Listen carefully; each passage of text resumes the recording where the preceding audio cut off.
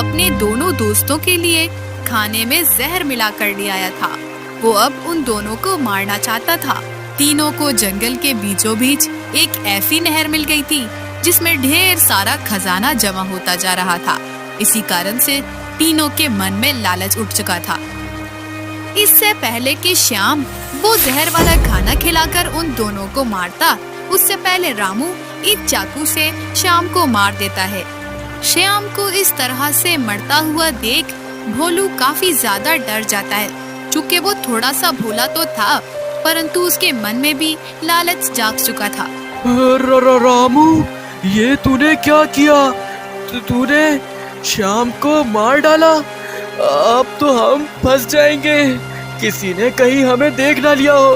तेरे चक्कर में मैं भी बुरा फंस जाऊंगा। अरे ज्यादा डर मत, ऐसा कुछ भी नहीं होता है। हमने तो अपनी जान बचाने के लिए इसको मारा है। ये जो खाना हमारे लिए लाया था, उस खाने में इसने जहर मिलाया हुआ था, तभी तो मैंने इसको मार दिया।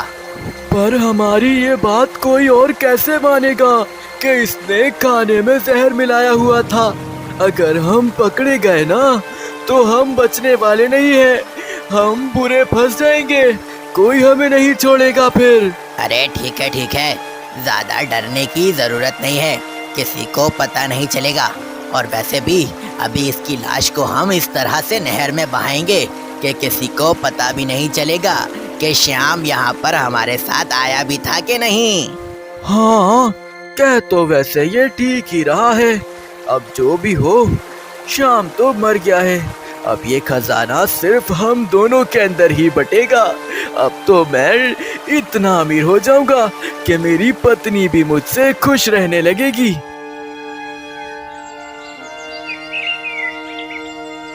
एक गांव के कोने में 3 दोस्त रहते थे, रामू, श्याम और भोलू। तीनों ही गरीब थे, मानो गरीबी उनकी जिंदगी का हिस्सा थी। परंतु तीनों के सपने बहुत बड़े बड़े थे।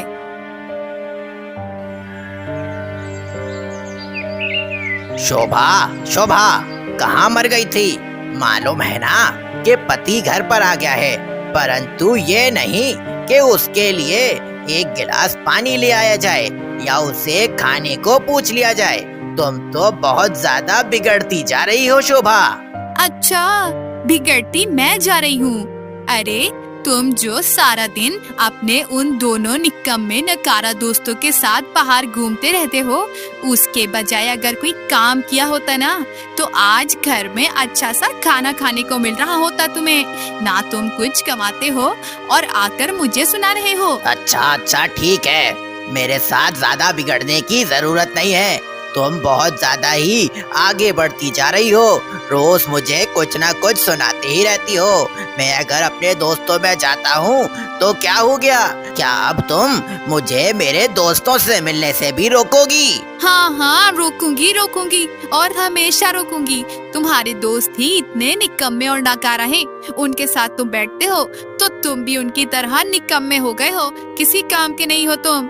बस शोभा, ये बहुत हो गया है। अब तो तुम अपने पति का अपमान पे अपमान करती जा रही हो और मैं अपना अपमान सुन नहीं सकता हूँ। अगर तुम्हें पैसे ही चाहिए ना तो मैं लाकर तुम्हारे मुंह पर मारूंगा पैसे।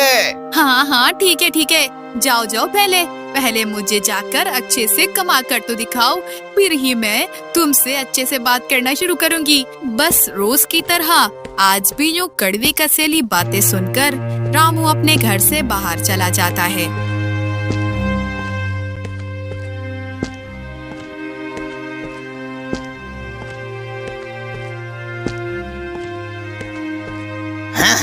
कितनी जाहिल औरत है, हर समय बस पैसा और पैसा।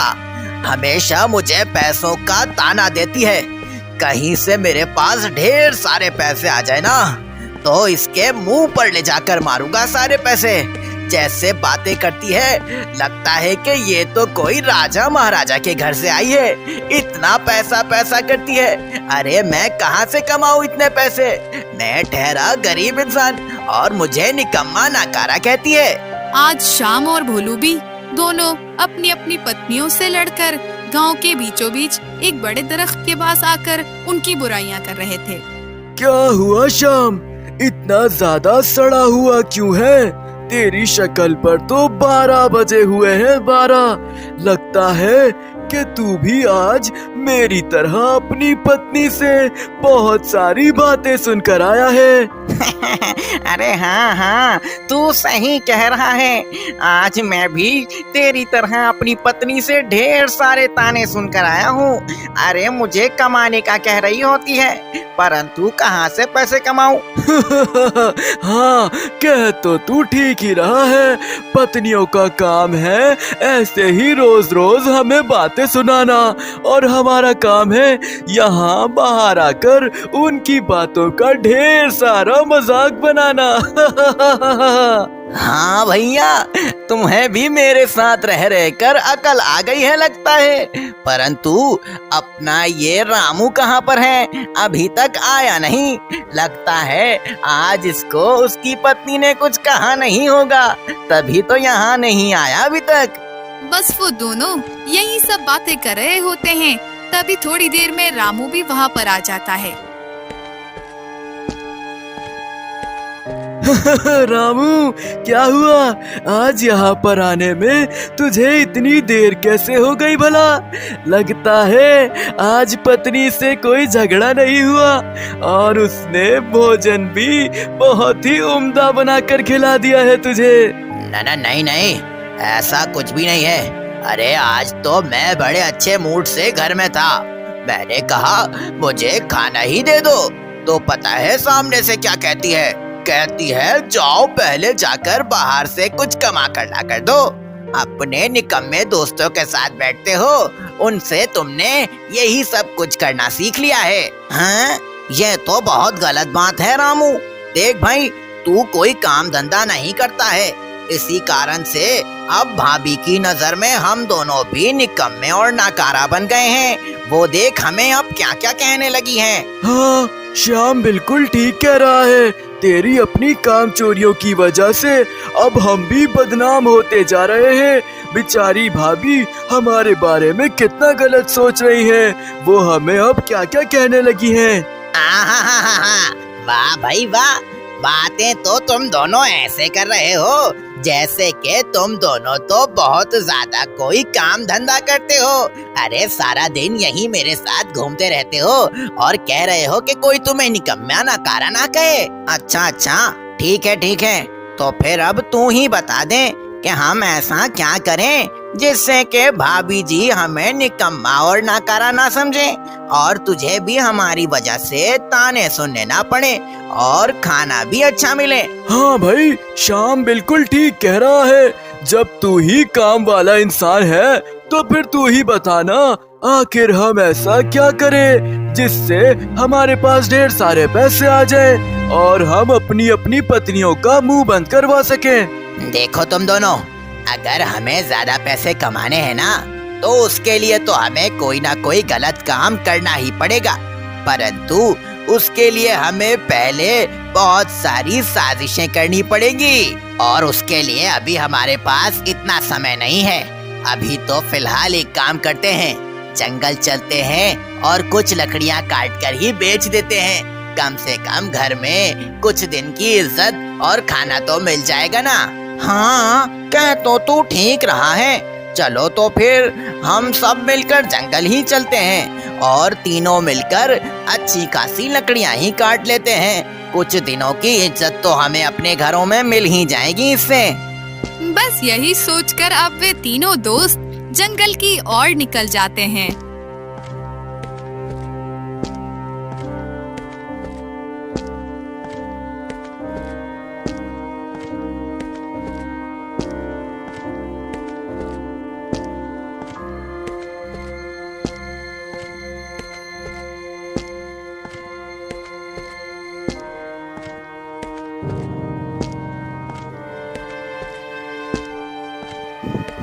चलो, जंगल के बीचों बीच तो हम पहुंच गए हैं, लेकिन यहाँ पर जंगली जानवरों का खतरा है। यहाँ पर हम पेड़ नहीं काटेंगे, थोड़ा सा और चलते हैं आगे, वहाँ नहर की तरफ। वहाँ पर हमें कोई जानवर परेशान नहीं करेगा। हाँ, ठीक है। जैसा तू बोले हम तो कब से वैसा ही कर रहे हैं। हम तो जो तू कहता है वो कर लेते हैं। अगर हमें कुछ हुआ तो भी तेरी ही जिम्मेदारी बनती है। हाँ हाँ, क्योंकि तू ही तो हमें इस घने जंगल में लेकर आया है। अगर हमें किसी जंगली जानवर ने खा लिया तो तू ही हमारे घर वालों को जवाब देगा, क्योंकि तू ही तो हमें यहाँ पर लाया है। बस यही बातें करते करते थोड़ी ही देर में वो तीनों जंगल की नहर में पहुंच जाते हैं।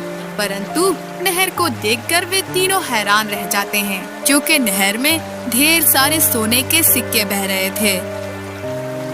बाप रे बाप, श्यामू राम, देखो जरा इन सोने के चमकते हुए सिक्कों को।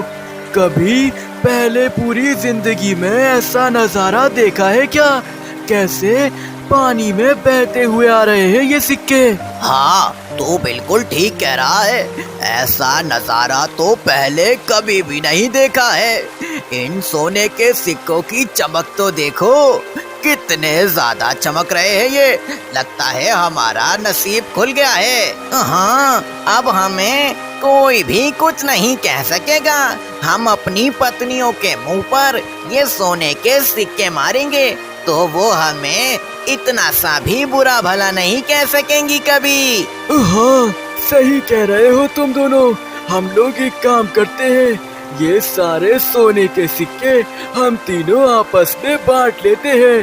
3 बराबर के हिस्से करते हैं और तीनों अपने अपने घर पर ले जाते हैं ये सिक्के। हाँ भोलू, कह तो तू ठीक रहा है। सोने के सिक्कों के 3 बराबर के हिस्से ही होने चाहिए, क्योंकि हम तीनों ने ही ये सोना सबसे पहले देखा है, तो हम तीनों को बराबर का हिस्सा मिलना चाहिए ना। हाँ हाँ, कोई बात नहीं, फिर ठीक है। इन सोने के सिक्कों के 3 हिस्से कर लेते हैं बराबर बराबर के, और जल्दी ही अपने अपने घरों को ले चलते हैं ये सोने के सिक्के। वैसे इन सोने के सिक्कों पर सबसे पहले नजर मेरी पड़ी थी, परंतु अगर इनसे ऐसे ही कहूँगा तो ये लोग मेरी बात नहीं मानेंगे और मुझे ज्यादा हिस्सा नहीं देंगे। मुझे कुछ ना कुछ गड़बड़ करनी ही पड़ेगी। एक काम करता हूँ, इन लोगों को कहता हूँ कि तुम दोनों यहीं पर ही रुको। अब तो खजाना हमें मिल ही गया है। कुछ खाने को अच्छा सा भोजन लेकर आता हूँ तुम लोगों के लिए, और भोजन में जहर मिलाकर इन दोनों को लाकर खिला दूंगा। इन दोनों के मरते ही सारा का सारा खजाना मेरा हो जाएगा। अच्छा भाई, ठीक है, हम लोग ये सिक्के तो अपने अपने घरों पर बराबर के हिस्से कर ले जाएंगे, परंतु अब हमें जो के ये सिक्के मिले, हमें कोई ना कोई अच्छा सा भोजन तो करना चाहिए कि नहीं इस खजाने के मिलने की खुशी में। एक काम करता हूँ, तुम दोनों यहीं पर ही रुको, मैं कुछ अच्छा सा भोजन खाने को लाता हूँ। फिर हम यहीं पर ही पहले भोजन खाएंगे, उसके बाद ये सिक्के अपने अपने घर ले जाएंगे। ऐसा कहकर श्याम कुछ खाने को लेने के लिए वहाँ से चला जाता है।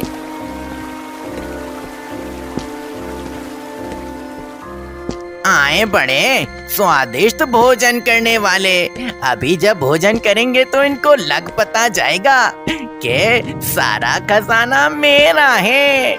इन दोनों को मारकर तो मैं बहुत ज्यादा अमीर बन जाऊंगा, अपनी पत्नी के सर पर राज करूंगा। जैसे आज वो मुझे सुनाती है, वैसे ही मैं फिर उसको सुनाऊंगा। बस अब कुछ ही देर में श्याम बाजार पहुंच जाता है और वहाँ से भोजन खरीदकर उसमें जहर मिलाने लगता है। हाँ, चलो ये काम तो हो गया है। भोजन भी ले लिया और उसमें जहर भी मिला दिया है। अब बस जल्दी से जाकर उन दोनों को ये भोजन खिलाकर मार देता हूँ, उसके बाद तो सारा खजाना मेरा हो जाएगा।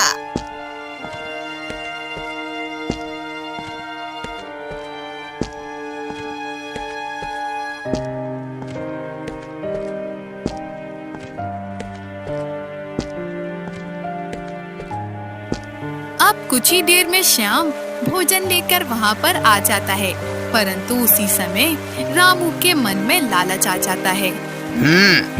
ये पागल तो भोजन लेकर आ गया है खुशी खुशी में, परंतु इसको पता नहीं है कि इसका ये भोजन लेकर आना मेरे कितना ज्यादा काम आने वाला है। ये खजाना तो सिर्फ मेरा और भोलू का होना चाहिए। इससे ज्यादा कोई और हुआ तो हमारे हिस्से में बहुत कम ही खजाना आएगा। एक काम करता हूँ, अभी ही शाम को चाकू से मार डालता हूँ और जब भोलू पूछेगा कि इसे क्यों मारा है तो मैं उसे कहूँगा कि ये भोजन में हमारे लिए जहर मिलाकर लाया था। हम दोनों को मारकर ये सारा खजाना अकेले ही हथियाना चाहता था, तभी मैंने इसे मारा है और अपनी जान बचाई है। इससे पहले कि श्याम वो जहर वाला खाना खिलाकर उन दोनों को मारता, उससे पहले रामू एक चाकू से श्याम को मार देता है। श्याम को इस तरह से मरता हुआ देख भोलू काफी ज्यादा डर जाता है। चूँकि वो थोड़ा सा भोला तो था, परंतु उसके मन में भी लालच जाग चुका था। रामू, ये तूने क्या किया? तूने श्याम को मार डाला। अब तो हम फंस जाएंगे। किसी ने कहीं हमें देख ना लिया हो। तेरे चक्कर में मैं भी बुरा फंस जाऊंगा। अरे ज्यादा डर मत, ऐसा कुछ भी नहीं होता है। हमने तो अपनी जान बचाने के लिए इसको मारा है। ये जो खाना हमारे लिए लाया था, उस खाने में इसने जहर मिलाया हुआ था, तभी तो मैंने इसको मार दिया। पर हमारी ये बात कोई और कैसे मानेगा कि इसने खाने में जहर मिलाया हुआ था? अगर हम पकड़े गए ना तो हम बचने वाले नहीं हैं। हम बुरे फंस जाएंगे, कोई हमें नहीं छोड़ेगा फिर। अरे ठीक है, ज्यादा डरने की जरूरत नहीं है, किसी को पता नहीं चलेगा। और वैसे भी अभी इसकी लाश को हम इस तरह से नहर में बहाएंगे कि किसी को पता भी नहीं चलेगा कि श्याम यहाँ पर हमारे साथ आया भी था कि नहीं। हाँ, हमें ऐसा ही कुछ करना होगा। इसकी लाश को हमें जल्दी से ही ठिकाने लगाना होगा। कहीं किसी ने देख लिया ना तो हम बहुत बुरे फंस जाएंगे। इससे पहले कि कोई देखे, चलो इसका बंदोबस्त करते हैं। अरे हमें कुछ भी करने की जरूरत नहीं है। पानी का बहाव बहुत ज्यादा तेज है, ये मर चुका है। ये लाश तो बहती हुई नदी में चली भी जाएगी रात तक, और हमें बिल्कुल भी डरने की जरूरत नहीं है अब। हाँ, कह तो वैसे ये ठीक ही रहा है। अब जो भी हो, श्याम तो मर गया है। अब ये खजाना सिर्फ हम दोनों के अंदर ही बटेगा। अब तो मैं इतना अमीर हो जाऊंगा कि मेरी पत्नी भी मुझसे खुश रहने लगेगी। परंतु अगर ऐसा कुछ हो जाए कि ये सारा खजाना सिर्फ मेरा ही हो, इस रामू को कुछ भी ना देना पड़े, तो ये तो कितना अच्छा हो जाएगा। मुझे कुछ ना कुछ करना ही होगा जिससे कि ये सारे सिक्के सिर्फ मेरे ही हो जाएं। एक काम करता हूँ, इसको कहता हूँ कि अभी ये खजाना हम गांव में लेकर जाएंगे तो सब हमसे पूछेंगे कि ये खजाना कहाँ से लाए हो। एक काम करते हैं कि रात को इस खजाने को लेकर चलते हैं और इसको रात तक यही इंतजार करवाता हूँ। रात में जब इसकी आंख लग जाएगी तो इसे मैं आग लगाकर जला दूंगा, फिर तो सारा खजाना मेरा हो जाएगा। रामू, वो सब तो ठीक है, परंतु एक बात का खतरा है। हम ये सारे सिक्के अभी ही गांव में नहीं ले जा सकते। किसी ने देखा तो वो हमसे जरूर सवाल करेगा कि ये सिक्के कहाँ से आए हैं। इसीलिए हम रात होने का इंतजार करते हैं। हाँ, कह तो तू ठीक रहा है। हम लोग रात होने का ही इंतजार करते हैं, वरना गांव में सब हमें रोक रोक कर हमसे पूछेंगे कि ये सिक्के कहाँ से लाए हो, और किसी ने हमें लूट लिया तो हमारी सारी मेहनत जाया हो जाएगी। बस अब यूं ही रामू भोलू की बात मानकर रात होने का इंतजार करने लगता है। कुछ ही देर बाद रात हो जाती है और वहाँ नहर पर ठंडी ठंडी हवाओं के कारण से रामू को नींद आ गई होती है। जैसा मैंने सोचा था वैसा ही हुआ है। इन नहर की ठंडी हवाओं के कारण से इसको अच्छी खासी नींद आ गई है। काफी देर से सो रहा है ये, यही अच्छा मौका है।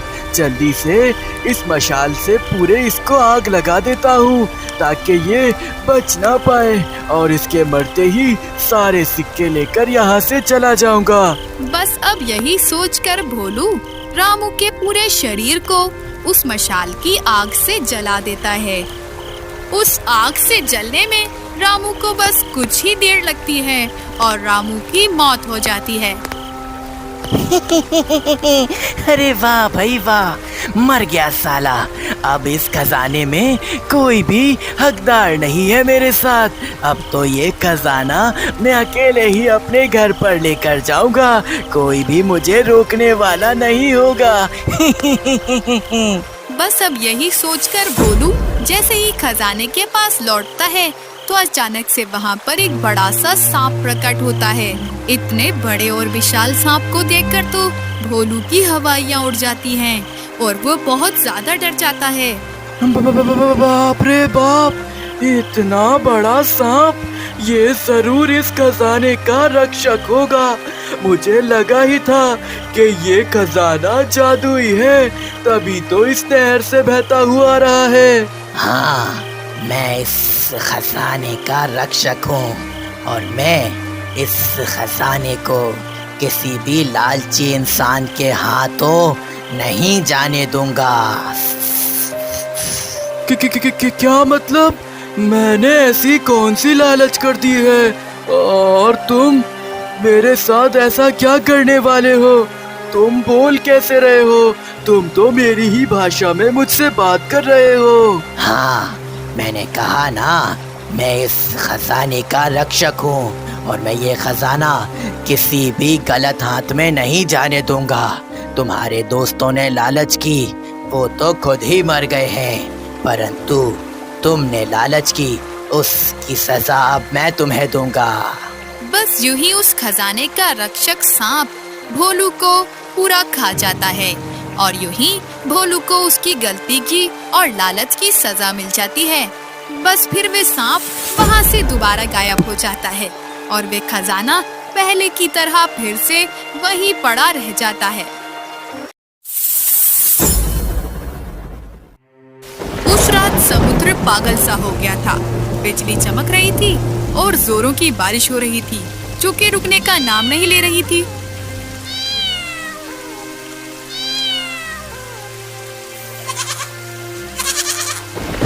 वीरन और स्वामिया समुद्र के बीचों बीच अपनी कश्ती में फंस गए थे।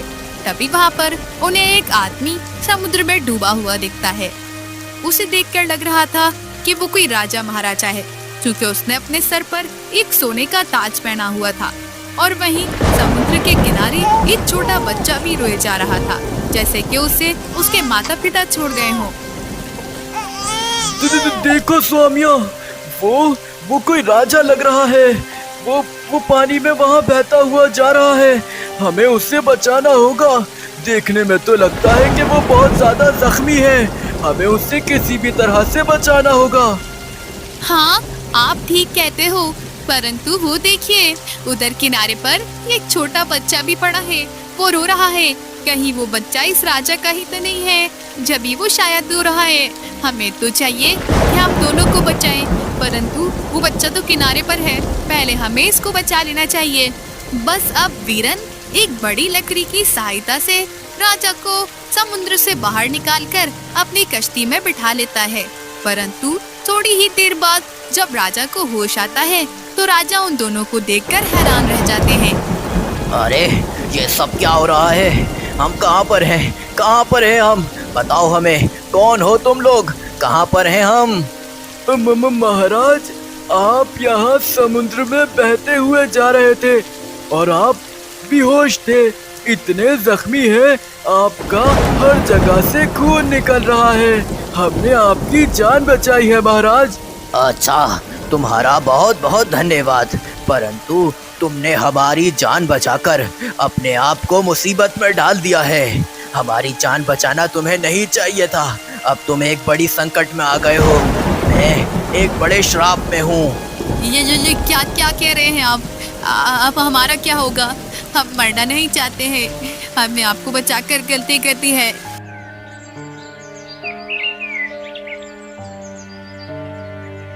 वीरन एक गरीब मछुआरा था जो कि अपने गांव में अपनी पत्नी स्वामिया के साथ रहता था।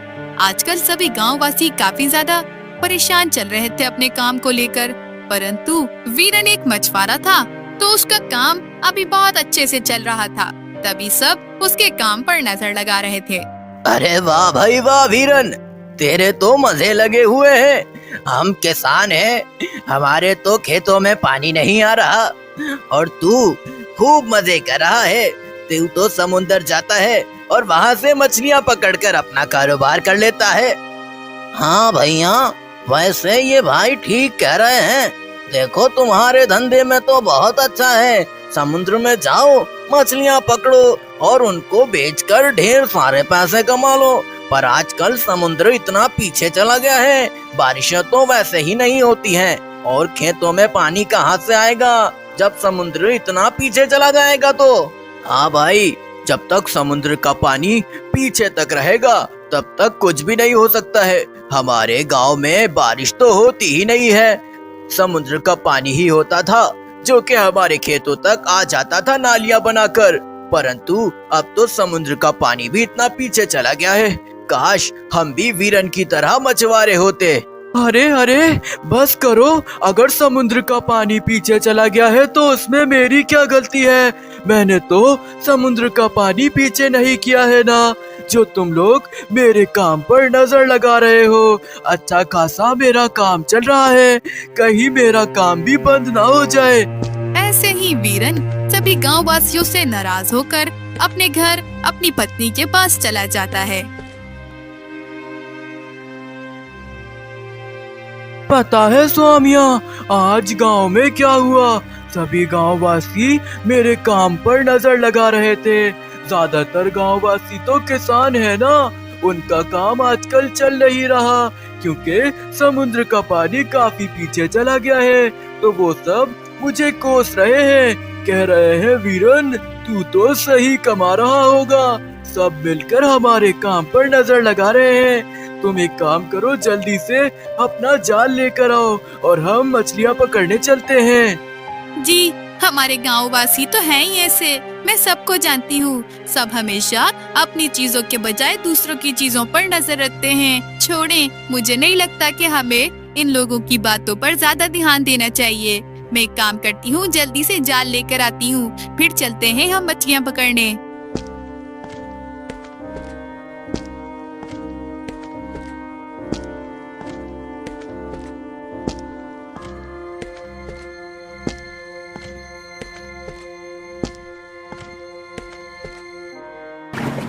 रोज की तरह दोनों पति पत्नी मिलकर सुकून और शांति से मछलियाँ पकड़ रहे होते हैं। अचानक से मौसम थोड़ा सा बिगड़ने लगता है और बारिश का मौसम बनने लगता है। बस कुछ ही देर बाद अंधेरा छा जाता है और जोरदार बारिश शुरू हो जाती है। बिजली चमक रही होती है।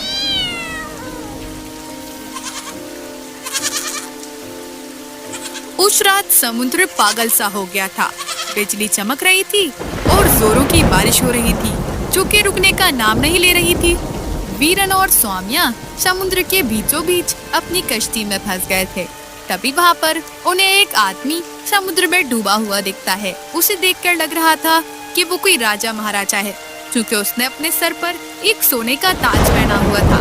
और वहीं समुद्र के किनारे एक छोटा बच्चा भी रोए जा रहा था, जैसे कि उसे उसके माता पिता छोड़ गए हों। देखो स्वामिया, वो कोई राजा लग रहा है। वो पानी में वहाँ बहता हुआ जा रहा है। हमें उससे बचाना होगा। देखने में तो लगता है कि वो बहुत ज्यादा जख्मी है। हमें उससे किसी भी तरह से बचाना होगा। हाँ, आप ठीक कहते हो, परंतु वो देखिए, उधर किनारे पर एक छोटा बच्चा भी पड़ा है। वो रो रहा है। कहीं वो बच्चा इस राजा का ही तो नहीं है, जब भी वो शायद रो रहा है। हमें तो चाहिए कि हम दोनों को बचाएं, परंतु वो बच्चा तो किनारे पर है। पहले हमें इसको बचा लेना चाहिए। बस अब वीरन एक बड़ी लकड़ी की सहायता से राजा को समुद्र से बाहर निकालकर अपनी कश्ती में बिठा लेता है। परंतु थोड़ी ही देर बाद जब राजा को होश आता है तो राजा उन दोनों को देखकर हैरान रह जाते हैं। अरे ये सब क्या हो रहा है? हम कहाँ पर हैं? कहाँ पर हैं हम? बताओ हमें, कौन हो तुम लोग? कहाँ पर हैं हम? महाराज, आप यहाँ समुद्र में बहते हुए जा रहे थे और आप बेहोश थे। इतने जख्मी हैं, आपका हर जगह से खून निकल रहा है। हमने आपकी जान बचाई है महाराज। अच्छा, तुम्हारा बहुत बहुत धन्यवाद, परंतु तुमने हमारी जान बचाकर अपने आप को मुसीबत में डाल दिया है। हमारी जान बचाना तुम्हें नहीं चाहिए था। अब तुम एक बड़ी संकट में आ गए हो। मैं एक बड़े श्राप में हूँ। ये क्या क्या कह रहे हैं आप? अब हमारा क्या होगा? हम मरना नहीं चाहते हैं, हमें आपको बचाकर गलती करती है।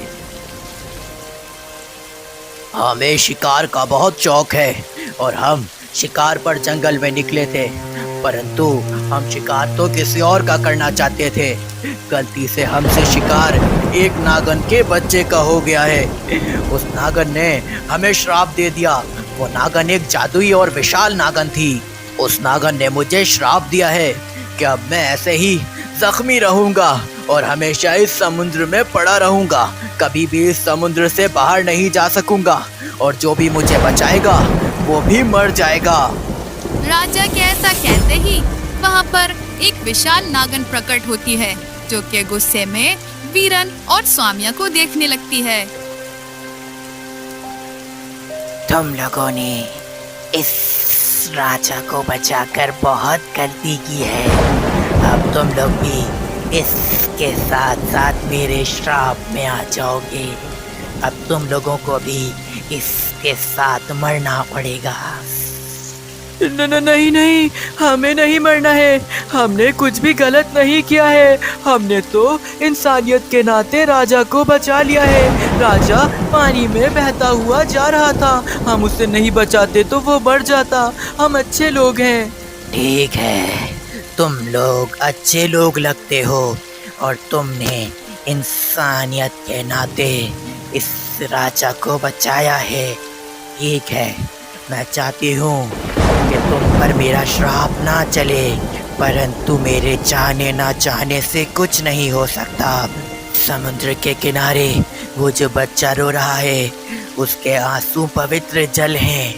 वही जल इस राजा पर डालोगे तभी ये राजा सही होगा और इस श्राप से तभी तुम सबको मुक्ति मिलेगी और ये समुद्र भी तभी शांत होगा और तभी तुम घर जा सकोगे। ठीक है नागिन, तुम्हारा बहुत बहुत धन्यवाद। तुमने हम सबको क्षमा किया है। हम लोग जल्दी से वो पवित्र जल यहाँ राजा पर डाल देते हैं ताकि हम इस श्राप से मुक्त हो जाएं और हम अपने घर जा सकें। अब ऐसा कहकर वे नागन वहाँ से गायब हो जाती है। वीरन और स्वामिया राजा के साथ अपनी कश्ती को दरिया के किनारे पर लाते हैं और उस छोटे बच्चे को वीरन अपनी गोद में उठाकर उसके आंसू राजा पर गिराता है। राजा तुरंत ही ठीक हो जाता है। राजा के ठीक होते ही अचानक से वे बच्चा समुद्र के रक्षक के रूप में आ जाता है। मैं समुद्र का रक्षक हूँ और मैं तुम लोगों की बहादुरी और तुम लोगों की ईमानदारी देखकर बहुत ज्यादा खुश हुआ। तुम लोग बहुत अच्छे दिल के हो। तुमने इस राजा की जान बचाई है और तुम्हें मुझ जैसे छोटे बच्चे पर भी दया आ गई थी, इसीलिए मैं तुम लोगों से बहुत ज्यादा खुश हुआ। अब ये पानी तुम लोगों के गांव तक भी जाएगा और सभी खेतों में जाएगा। अब तुम लोगों को घर जाना चाहिए और किसी चीज के लिए परेशान होने की जरूरत नहीं है आपसे। ऐसा कहकर वे समुद्र का रक्षक वहाँ से गायब हो जाता है।